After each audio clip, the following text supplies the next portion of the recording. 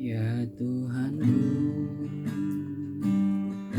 aku hendak bernyanyi bagimu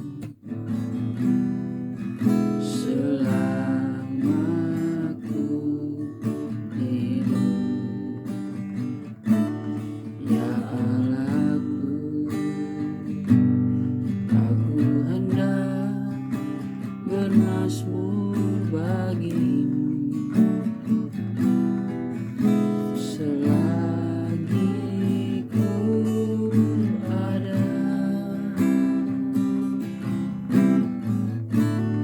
Inilah yang ku renungkan setiap waktu. Nyanyian pujian dan pengagungan kepadamu.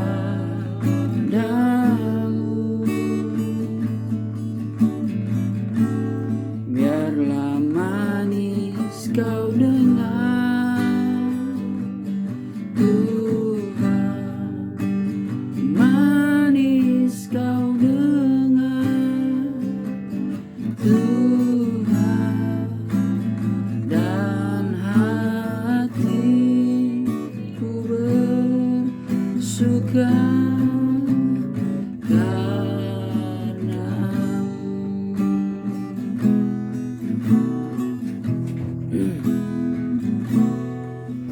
Tuhanku, aku hendak bernyanyi bagimu selama ku hidup. Ya Allahku, aku hendak bermazmur bagimu selagi ku ada. Inilah yang ku renungkan setiap waktu. Nyanyian pujian dan pengagungan kepadamu. Biarlah manis kau dengar, Tuhan, manis kau dengar, Tuhan, dan hatiku bersuka karenamu. Segala puji dan syukur kami naikkan kepadamu ya Bapa di surga, Bapa yang kami panggil Engkau dalam nama Tuhan Yesus. Pada saat sore hari ini Tuhan, kembali kami datang kepadamu. Kami mengucap syukur dan terima kasih buat kekuatan kesehatan yang Engkau berikan bagi kami, terutama di tengah-tengah kami menyangkal diri sepanjang hari ini. Engkau telah berikan kekuatan bagi kami, walaupun kami lakukan banyak kekurangan, kelemahan ya Tuhan, tapi Engkau selalu memberikan kepada kami sukacita untuk tetap setia di dalam mengiring Engkau dan melayani pekerjaan-Mu ya Tuhan. Saat ini Tuhan kami datang kepadamu, kami mohon suci kuduskan kami, ampuni segala dosa kesalahan kami yang kami lakukan, sengaja atau tidak sengaja Tuhan, ampuni kami, sehingga kami boleh meminta sesuatu, kami boleh menerima jawaban yang daripada Engkau sendiri ya Tuhan. Terima kasih Bapa, bahwa terus kami untuk kami tetap setia datang kepada Engkau, karena kami sadar bahwa tanpa Engkau sia-sia kehidupan kami di dalam dunia ini. Oleh karena itu kami butuh Engkau, kami butuh firman-Mu yang boleh mengarahkan kami pada jalan yang benar, agar kami semakin hari makin mengerti rencana Allah dalam kehidupan kami. Tuhan, saat ini kami mempersiapkan diri untuk bersekutu dengan Engkau lewat firman-Mu. Tapi sebelum itu kami minta suci kuduskan hati kami, dan biarlah firman Allah boleh menjadi satu kekuatan bagi kami. Pakai hamba-Mu urapi dengan kuasa yang daripada Engkau, agar firman Allah itu boleh disampaikan kepada kami, dan kami boleh mendapatkan berkat-berkat lewat firman, terutama kekuatan untuk kami bisa bertahan hidup di tengah-tengah dunia ini, Tuhan, untuk melayani Engkau. Terima kasih kuasa-kuasa kegelapan yang coba mengganggu kami pada saat ini dalam kami bersekutu. Kami bertengkir dan tolakkan semua itu hanya di dalam nama Tuhan Yesus Kristus. Setan, kau keluar. Darah Tuhan Yesus Kristus yang berkuasa berkerah dulu cunai. Terima kasih Tuhan, kami sedia untuk membuka acara Beston kami saat ini, dan kami alaskan dalam nama Tuhan Yesus Kristus. Haleluya. Amin. Amin. Puji Tuhan. Kita buka di dalam 1 Timotius pasal yang keempat.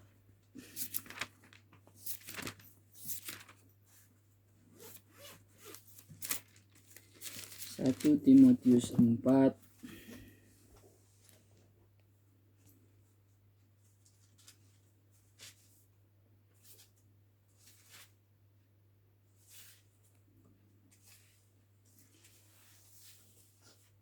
ayat yang pertama dalam salinan lama sampai ayat yang kelima. Saya bacakan dalam terjemahan lama.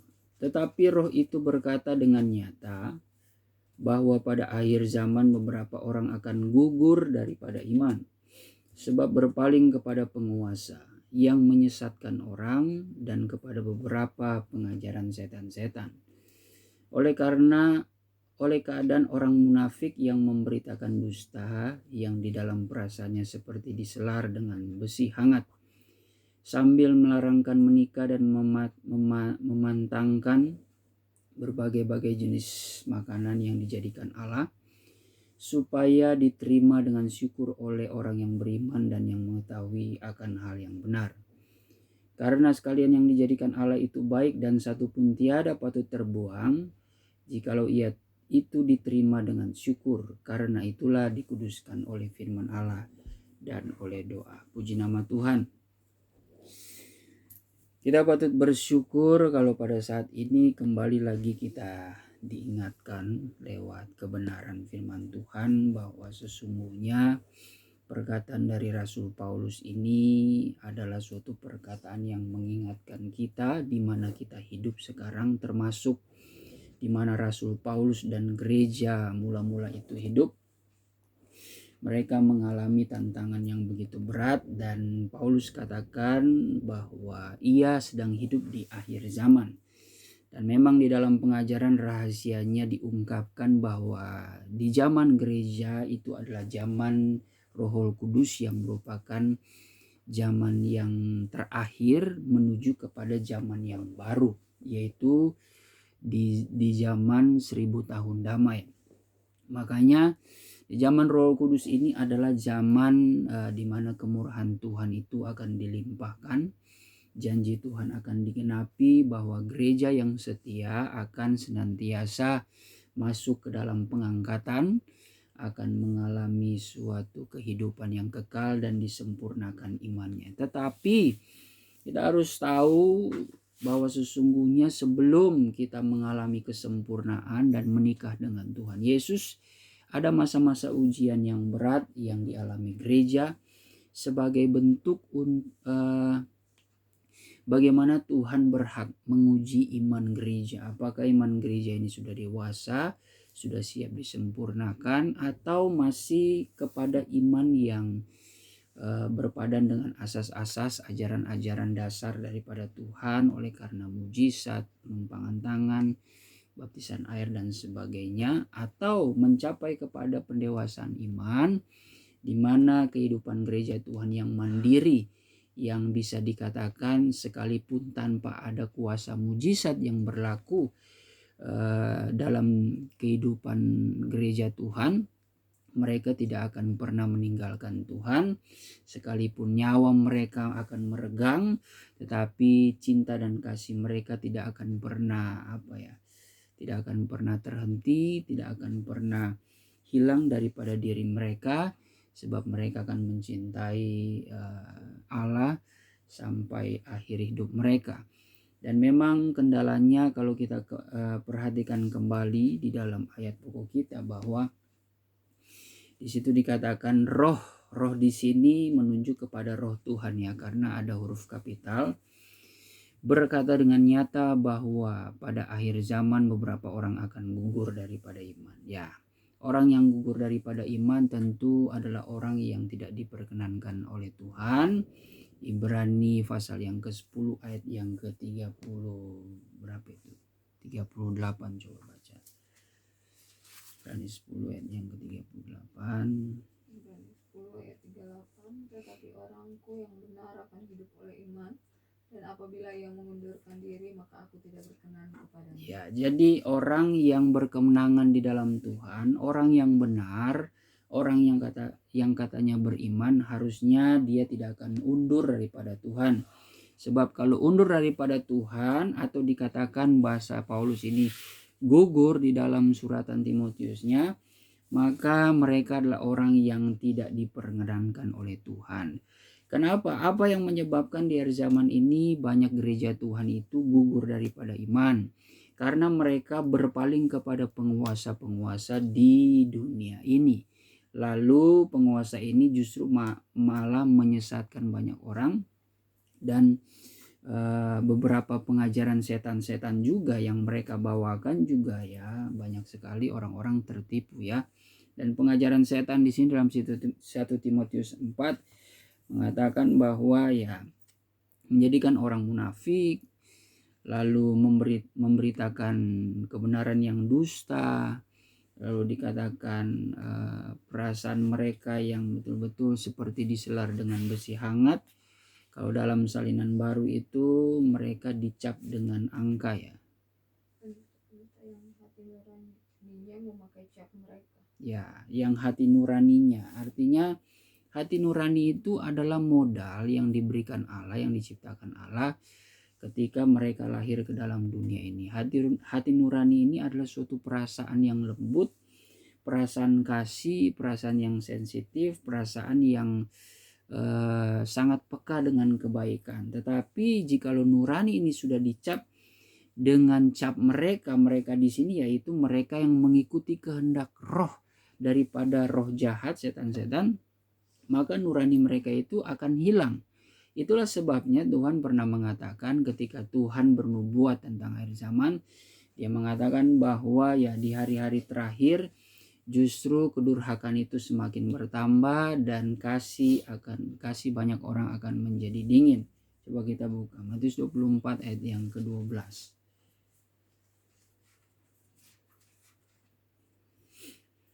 Matius 24 ayat yang ke-12. Dan karena makin bertambahnya kedurhakaan, maka kasih kebanyakan orang akan menjadi dingin. Ya, jadi ini merupakan gejala-gejala yang terjadi di akhir zaman. Sekarang bagaimana dengan kehidupan kita sehari-hari? Jikalau ini merupakan menjadi peringatan bagi kita, apakah kita merasa kasih kita selama ini menjadi dingin, baik di dalam sesama kita, di dalam keluarga, persahabatan kita, sesama saudara seiman, lalu pengerja bersama dengan gembalanya, gembala bersama dengan jemaatnya, atau kehidupan kita sebagai gereja Tuhan kepada Tuhan kita.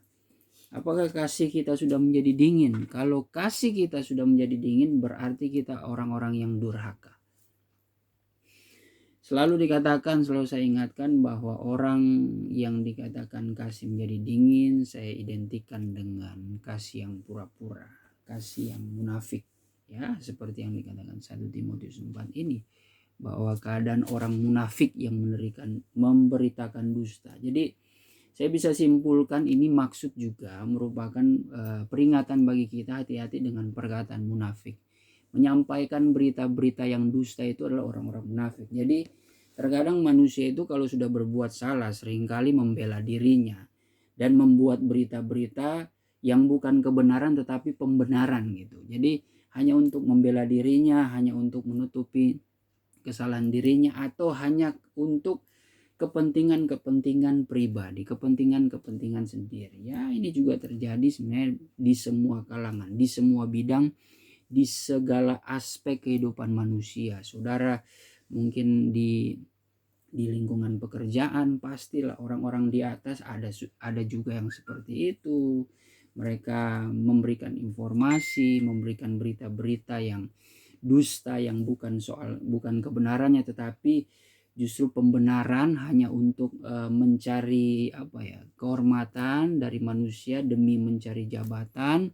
Begitu juga mungkin ya yang sederajat dengan saudara, yang satu jabatan dengan saudara, baik di dalam gereja juga terjadi seperti itu, saudara. Jadi jangan heran, orang-orang ini adalah orang-orang yang bisa dikatakan hatinya memiliki keadaan hati yang munafik, karena mereka sudah berpaling kepada penguasa yang menyesatkan orang. Penguasa di sini berbicara tentang Efesus 6 ya, Efesus 6 ayat yang ke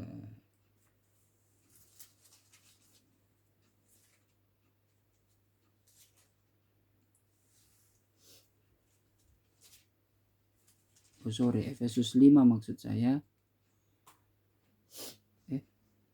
Apa sih kata-katanya? Penguasa di udara. Efesus 6 ayat 13. Efesus 6 ayat 13 ya, silakan. Sebab itu ambillah seluruh keperlengkapan ayat 12 mulai. Efesus 6 ayat 12. Ayat Ya. 11 mulai. 11 mulai. Kenakanlah seluruh perlengkapan senjata Allah supaya kamu dapat bertahan melawan tipu muslihat iblis. Karena perjuangan kita bukanlah melawan darah dan daging, tetapi melawan pemerintah-pemerintah, melawan penguasa-penguasa, melawan penghulu-penghulu dunia yang gelap ini, melawan roh-roh jahat di udara. Sebab itu ambillah seluruh keperlengkapan senjata Allah supaya kamu dapat mengadakan perlawanan pada hari yang jahat itu dan tetap berdiri sesudah kamu menyelesaikan segala sesuatu. Ya, jadi ternyata di sini kembali diingatkan bahwa penguasa di sini adalah berbicara tentang penguasa di udara, yaitu roh-roh dusta. Jadi kembali lagi ya kepada kehidupan kita sehari-hari yang melibatkan hamba Tuhan, anak-anak Tuhan, jemaat, orang-orang biasa, terlebih orang-orang Kristen, baik yang awam maupun yang sudah merasa dewasa, tetap harus memperhatikan firman Tuhan ini. Kehidupan kita ukur dengan kebenaran firman Tuhan supaya kita bisa bercermin. Firman Tuhan ini Yakobus mengatakan seperti cermin. Jadi ketika kita membaca firman Tuhan dengan pencerahan dari Roh Kudus, dengan pimpinan Roh Kudus ini yang mengajar kita untuk berkaca kepada firman Tuhan. Apakah kita sudah seturut atau sesuai dengan apa yang difirmankan Tuhan atau belum? Kalau kita membaca ada sedikit getaran di dalam hati, ada sedikit seperti sepertinya saya melakukan hal-hal yang berlawanan dengan apa yang diperkatakan firman. Nah, saat itulah kembali lagi ke pribadi kita. Jangan kita menjadi orang yang membaca firman, ibarat kata sudah bercermin, tetapi diibaratkan orang yang tidak melakukan firman, mereka bercermin nggak ada mengoreksi gitu. Biasa kan orang kalau bercermin itu, kalau ada kotoran dalam wajahnya, dia sudah tahu cermin itu sudah memberikan informasi kepada diri kita, ada kotoran di muka. Nah, harusnya kan kita ada inisiatif membersihkan. Nah, kalau orang yang sudah bercermin sudah tahu kotor mukanya, terus tidak ada inisiatif untuk membersihkan, ya udah, itu sama seperti orang yang tidak melakukan firman Tuhan. Coba kita buka dulu Yakobus. Yakobus berapa itu? 2 ya. Yakobus pasal yang itu.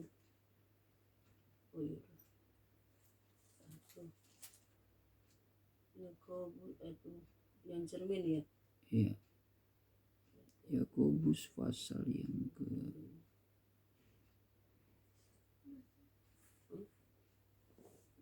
bentar ya.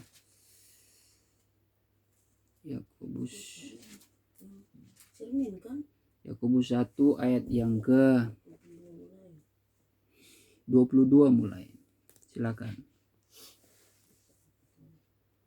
Itu tetapi hendaklah kamu menjadi pelaku firman dan bukan hanya pendengar saja, Sebab jika tidak demikian kamu menipu diri sendiri. Ya, terus. Sebab jika seorang hanya mendengar firman saja Jika dan tidak seorang melakukannya, hanya mendengar firman dan tidak melakukannya, ia adalah seumpama seorang yang sedang mengamat-amati mukanya yang sebenarnya di depan cermin. ya, Baru saja ia memandang dirinya, ia sudah pergi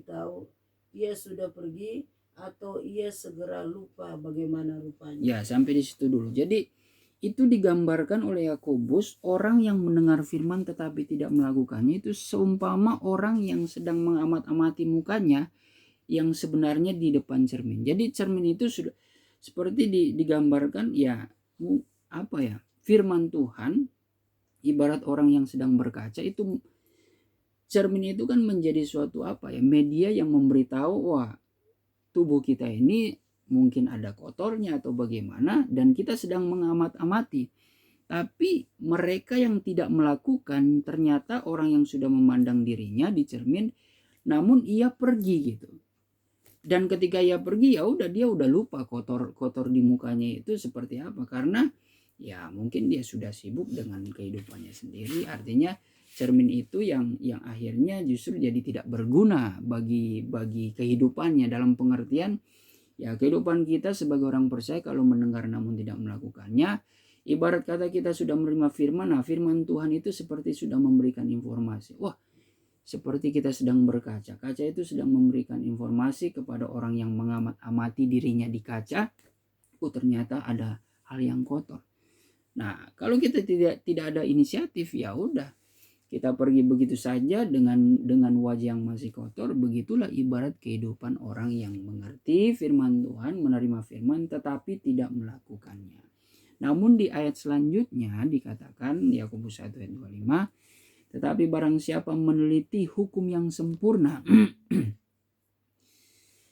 yaitu hukum yang memerdekakan orang dan ia bertekun di dalamnya, jadi bukan hanya mendengar untuk melupakannya tetapi sungguh-sungguh melakukannya, ia akan berbahagia oleh perbuatannya. Ya, jadi oleh perbuatan orang ini sebenarnya akan dikatakan berbahagia ketika mereka mendengar firman Tuhan dan melakukan firman Tuhan dengan bersungguh-sungguh. Ya, ibarat kata cermin itu yang sudah memberikan informasi kepada orang yang sedang bercermin kalau ada kotoran di wajahnya atau di tubuhnya, maka dia inisiatif membersihkannya. Ya udah, berarti dia sama seperti orang yang sudah menerima mendengar firman Tuhan tetapi melakukannya juga, sehingga menjadikan cermin itu berguna.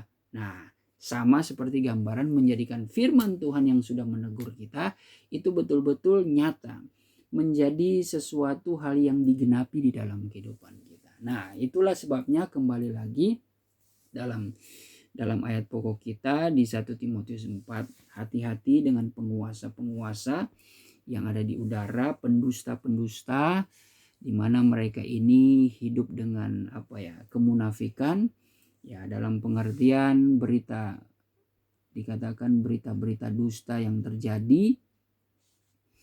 Kalau dalam salinan baru, tipu daya pendusta yang hati nuraninya memakai cap mereka.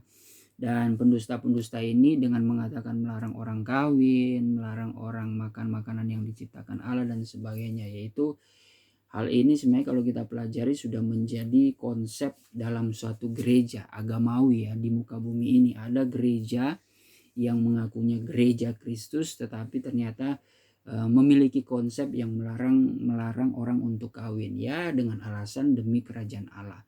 Memang betul seperti yang dikatakan Tuhan, ada orang yang dikaruniakan, berarti ini sifatnya beberapa. Tapi kalau dipaksakan menjadi suatu metode, seumpama ingin menjadi pemimpin dalam gereja, mereka harus tidak boleh kawin, ya itu sudah aturan manusia, bukan lagi menurut panggilan Tuhan. Nah, itu Tuhan kan mengatakan bahwa sejak dahulu tiadakah kamu ketahui bahwa sejak semula dunia diciptakan manusia hidup berpasangan, suami istri, perempuan dan laki-laki akan meninggalkan orang tuanya dan bersatu dengan perempuan, dengan wanitanya, dengan kekasihnya, dan hidup bersama menjadi satu tubuh, menjadi satu daging. Nah, itulah gambaran sebenarnya institusi yang sudah dikehendaki Tuhan sejak semula alam diciptakan. Lalu sampai saat ini kok bisa ada orang yang berusaha untuk melakukan apa yang difirmankan Tuhan, apa yang justru Tuhan tidak kehendaki, malah mereka menjadikan itu suatu aturan yang harus ditetapkan. Kalaupun seperti kata Tuhan, ya mereka yang dikaruniakan, berarti itu menurut kehendak Tuhan, berarti yang sifatnya hanyalah beberapa saja. Sekalipun di dalamnya juga ada melibatkan komitmen dari manusia itu sendiri. Tetapi Tuhan tahu segala sesuatu, saudara. Tuhan tahu segala sesuatu. Jadi kalau mengatasnamakan gereja, mengatasnamakan organisasi, bahwa pemimpin itu harus tidak boleh menikah, atau menjadi pengerja, atau menjadi hamba Tuhan tidak boleh menikah, ya itu sudah memaksakan. Maka berlakulah apa yang dikatakan Paulus, ya mereka ini kelihatan merendahkan diri, kelihatan itu disiplin, tetapi sesungguhnya mereka menjalankan ibadah itu hanya demi memuaskan hawa nafsu, hanya mencari hormat biar terkesan rendah hati gitu. Tetapi padahal ya semuanya itu hanyalah kemunafikan belaka. Lalu melarang orang makan makanan yang diciptakan Allah. Ya ini juga ada beberapa gereja pemahaman yang menyadari bahwa makan babi itu haram adanya, tidak boleh dan sebagainya. Apalagi mengatasnamakan kebenaran firman Tuhan, itu adalah hal yang keliru ya, hal yang salah ya. Mungkin ada beberapa saudara-saudara seiman kita yang masih percaya akan hal itu. Tetapi sesungguhnya apa yang diciptakan Allah itu adalah benar dan semuanya itu baik, asal kita menerimanya itu dengan doa dan ucapan syukur, dikuduskan oleh firman Allah dan di dalam doa. Makanya saudara, kita kembali lagi mengingatkan kita bahwa hati-hati di masa sekarang ini, di akhir zaman ini. Saya katakan hati-hati dengan penguasa di udara, roh-roh dusta. Sehingga saya lebih di sini menekankan hati-hati dengan mulut kita yang memberikan informasi yang salah, apalagi di masa-masa corona ini. Berusaha untuk mengurangi. Kalau saudara nggak bisa stop bicara corona, hal-hal yang menakutkan tentang tewasnya berapa orang, kalau saudara tidak menelusuri baik-baik tentang, kan ada juga edukasi dari beberapa dokter tentang corona ini, mengatakan ya yang paling berbahaya adalah ketika kita disebarkan ketakutan, itu membuat imun kita turun sehingga mudah kita terserang virus corona ini dan sebagainya. Banyak edukasi yang ternyata orang-orang awam tidak mengerti, jadi terkesan virus corona ini memang berbahaya kalau ada sesuatu unsur kesengajaan. Tapi kalau ada sesuatu waspada yang sesuai dengan edukasi, sesuai dengan pengetahuan, ya mereka akan berjalan normal sebagaimana mestinya. Bahkan perlu diketahui, corona itu bisa disembuhkan. Corona akan sulit disembuhkan kalau memang dia itu bertemu dengan seseorang yang punya penyakit penyakit seperti penyakit yang sudah lama, yang sudah ada dalam dirinya, seperti diabetes, terus paru-paru juga, penyakit jantung. Pokoknya ada penyakit yang cukup parah ya, yang punya riwayat penyakit seperti itu. Tapi ada juga dokter yang punya penyakit paru-paru, ya dia pernah kena penyakit itu namun sembuh juga. Yang penting bagaimana dia bisa mengkarantina dirinya sendiri, dia mengikuti anjuran dokter sesuai prosedur. Nah, cuma yang berbahaya di sini adalah teror ketakutan itu. Saya juga mendengar beberapa orang mengatakan bahwa ya bagaimana kalau ini ternyata dibesar-besarkan. Ada orang yang tidak mati corona tetapi diberitakannya mati corona. Ada orang berpikir, kalau pikir-pikir ya memang bisa saja terjadi.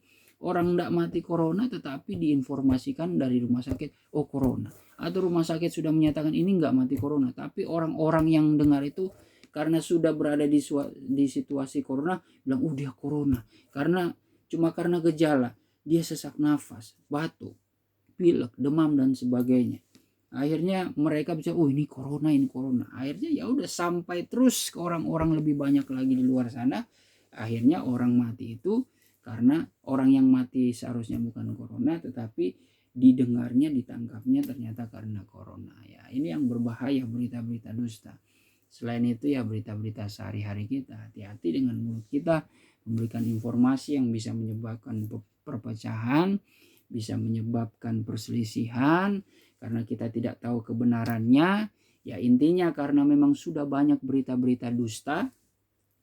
Sebenarnya ya siapapun kita tidak perlu percaya apa yang mereka katakan. Kalaupun itu kebenarannya yang membuat kita tidak sejahtera, ya udah kita harus melawannya dengan iman. Karena kalau memang berita itu kebenarannya adalah tentang apa yang menyakitkan hati kita, yang membuat kita gelisah, yang membuat hidup kita tidak ada semangat, lebih baik kita lawan itu dengan iman, kita lawan itu dengan kasih, kita terima berita itu, tetapi kita harus bertindak sesuai dengan kebenaran firman Tuhan. Bukannya kita malah makin terpengaruh.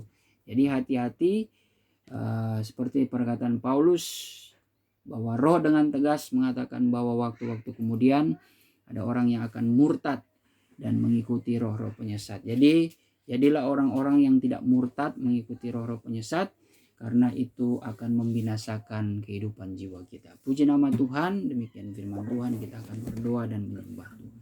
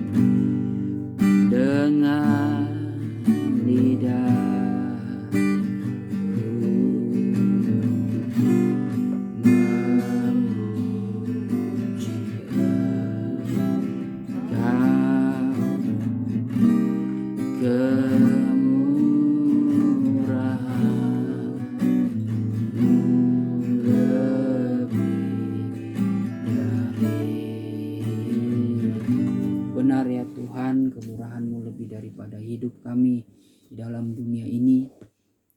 Dan kami percaya oleh firman-Mu Tuhan, kami senantiasa dibenarkan, dibangkitkan iman kami untuk kami memperoleh kekekalan bersama-sama dengan Engkau. Ampuni dalam segala kekurangan kami Tuhan, ketika kami bersekutu dengan Engkau, dengan tidak konsentrasi pikiran hati kami, tetapi kuduskanlah dan ubahkanlah kehidupan kami seturut kehendak dan mau-Mu ya Bapa. Biarlah Engkau senantiasa berfirman di dalam kehidupan kami, sehingga kami semakin kuat di dalam menghadapi setiap tantangan dan cobaan di dalam dunia ini Tuhan. Setelahnya kami mendengar dan belajar akan firman-Mu, rindulah hati kami untuk menyembah Engkau dalam roh dan kebenaran. Segala bentuk kuasa kegelapan yang melemahkan penyerahan kami dengan roh-roh ngantuk, roh kemalasan, pandang enteng yang meremehkan penyembahan, kami hancurkan demi nama Tuhan Yesus Kristus. Setan iblis, engkau tinggalkan tempat ini. Darah Tuhan Yesus yang berkuasa, iblis adalah walarai. Terima kasih Tuhan, Engkau yang buka kemuliaan-Mu atas perhimpunan kami demi nama Tuhan Yesus Kristus. Haleluya. Haleluya. Oh sungai dari penuhkanku,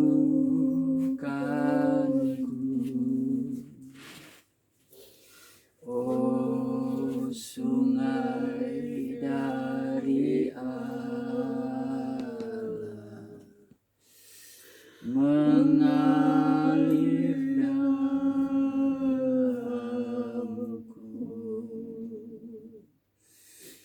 oh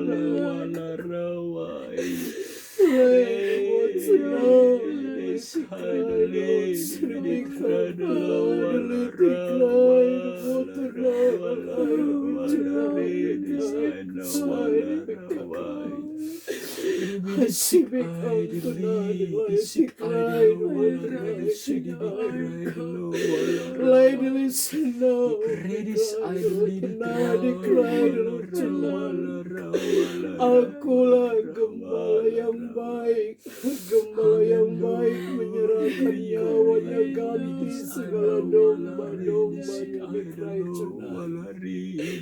Hai hamba-hambaku, perhatikan kamu baik-baik suaraku saat ini berkelahi tonight.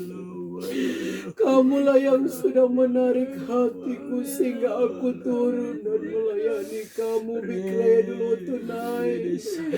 Sebab itu aku minta kepada kamu, kalau kamu datang menyembah aku, sembahlah aku di dalam roh dan kebenaran. Berkelahi dulu tonight. Karena ingat kamu baik-baik, sudah saatnya aku mau supaya kamu lebih berlomba-lomba lagi di dalam aku. Dan biarlah setiap pemberian yang aku percayakan kepada kamu itu kamu tingkatkan dulu tonight demi kepentingan pekerjaanmu di akhir zaman ini. Hambaku retrau dulu tonight, perhatikan kamu baik-baik. Aku perlu beritahukan bahwa kamu jangan gelisah dan jangan kamu takut, karena sesungguhnya ada putra. Berulang-ulang kali aku sampaikan kepada kamu bahwa kamu tidak berjalan sendiri, tapi aku selalu bersama-sama dengan kamu, terutama di tengah-tengah kamu mengerjakan pekerjaan yang aku percayakan kepada kamu. Lidik ampunai, layanilah dengan segala penuh Petra adalah cenai kesungguh-sungguhan no dikelai.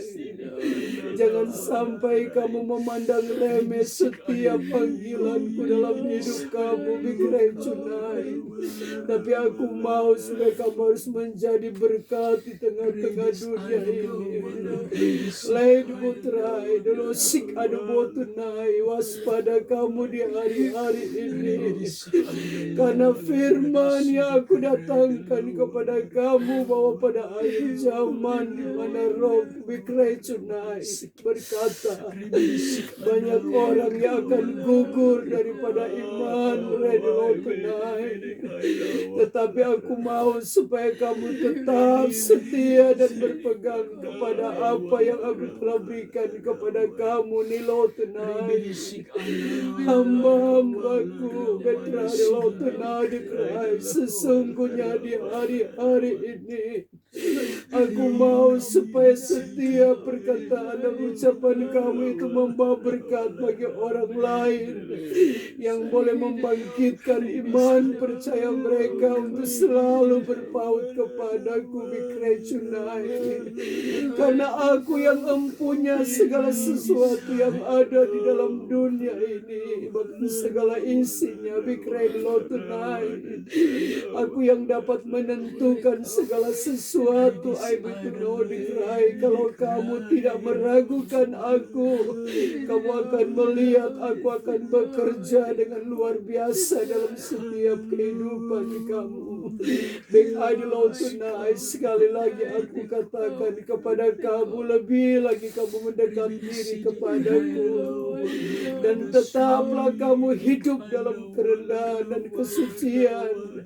Nedilotra tonight, terutama hamba-hambaku dan anak-anakku.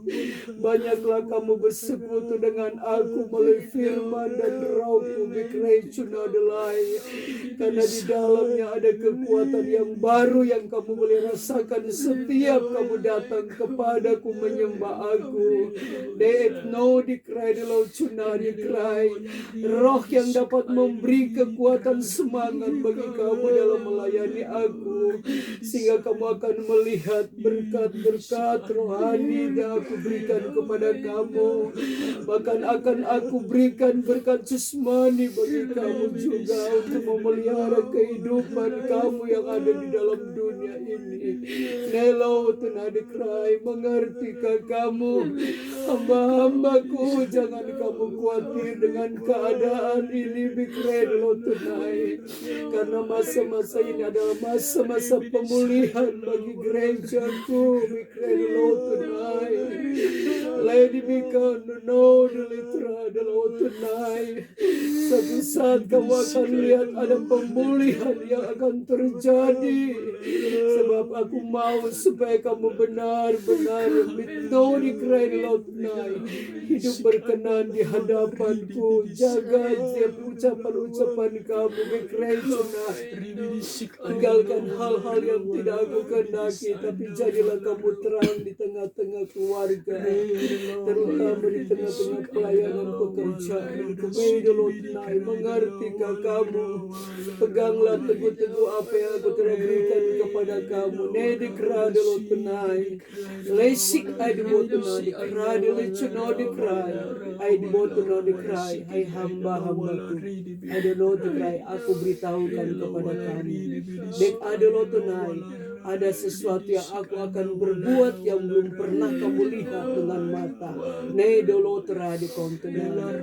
Tapi janjiku, aku ada di tengah-tengah kamu. Edolotrai. Aku yang menjadi pembela kamu. Bekradelotunai. Dan aku berjanji aku tidak akan pernah membiarkan kamu. Edolotunai. Sebab itu jagalah betnodikradel hati kamu untuk selalu percaya kepada mujizatku. Edolodikrai. Mengertikah kamu? Betnodikradel tenai. Lahai dibotuna dikrai. Satu hal yang aku inginkan bagi kamu hamba-hambaku, tetap tenanglah kamu, betno dikrai, dan selalu bergaul karib dengan aku mulai doa pribadi kamu. Aidelo tenai, bet sibit no dikrai, aile no dikrai. Kamu akan lihat ketenangan yang aku berikan. Sik ada botuna dikrai, dan kamu tidak perlu merasa takut menghadapi semua yang terjadi, karena aku ada di pihak kamu. Lede otunai, betrode otunai. Berbahagialah kamu yang sudah mendengarkan suara Rohku. Terima kasih Tuhan atas suara Roh-Mu yang menguatkan kami. Saat ini roh kami boleh dipuaskan dengan firman-Mu, dan kami boleh bersekutu di dalam kami menyembah Engkau dalam roh dan kebenaran, membuktikan Kau hadir melalui karunia-karunia Roh-Mu ya Tuhan.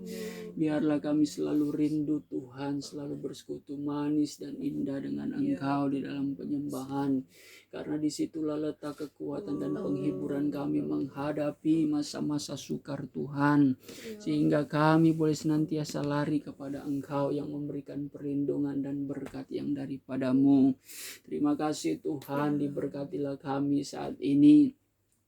Seberapa apa yang menjadi Tuhan pergumulan kami, kerinduan hati kami, Engkau yang akan dapat Tuhan membuka jalan dan senantiasa Tuhan menyertai kehidupan kami hamba-hamba-Mu, terlebih di tengah-tengah kami melayani Tuhan pekerjaan-Mu, baik yang ada di tempat ini maupun di dalam gereja Tuhan, maupun di kota Jakarta ini, terlebih juga Tuhan yang ada di Manado. Kami serahkan setiap pelayanan pekerjaan-Mu ke dalam tangan kasih-Mu kasih-Mu ya Bapa. Dan kami juga tetap serahkan sidang jemaat-Mu, biarlah mereka tetap senantiasa setia, bertumbuh Tuhan sampai kepada iman yang sempurna di dalam Engkau. Engkau curahkan bagi mereka yang belum penuh Roh Kudus, Engkau yang akan penuhi dengan anugerah-anugerah Roh-Mu Tuhan. Mereka yang belum dibaptis air Tuhan, Engkau dapat menggerakkan hati mereka untuk mereka menerima baptisan air itu. Mereka Tuhan yang sudah dilengkapi dengan kepenuhan Roh-Mu Tuhan, Engkau senantiasa memberikan semangat untuk mereka memperoleh karunia-karunia yang lebih utama lagi Tuhan. Sehingga kami boleh melihat bahwa jemaat GSP New Efrata ini Tuhan merupakan kebun anggur-Mu ya Bapa, yang akan berbunga-bunga dan berbuah-buah di hadapan-Mu. Dan kami boleh siap untuk Tuhan menjadi pemberita Injil kemanapun Engkau mengutus kehidupan kami Tuhan. Terima kasih Bapa. Kami percaya dan menanti pemulihan yang besar Tuhan daripada-Mu. Dan biarlah Engkau senantiasa menjaga memelihara hidup kami di masa-masa sekarang ini Tuhan. Biarlah kami boleh menerima berkat dan menjadi berkat bagi banyak orang di tengah kesulitan. Sebab kami mempunyai Allah sebagai sumber pancaran berkat dalam kehidupan kami yang selalu berlimpah-limpah Tuhan. Terima kasih, kami akan tutup Tuhan beston kami sekaligus puasa hamba-Mu ini Tuhan. Dengan penuh ucapan syukur, Engkau senantiasa memberikan kekuatan, kesetiaan bagi kami. Demi nama Tuhan Yesus Kristus kami sudah berdoa dan mengucap syukur. Haleluya.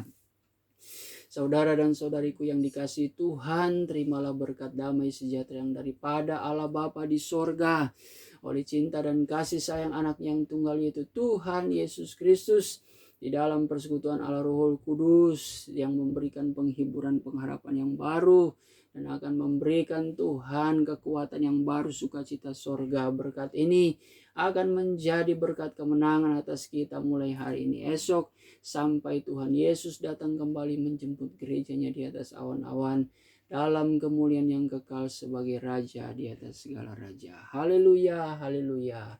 Amin. Ya Tuhan.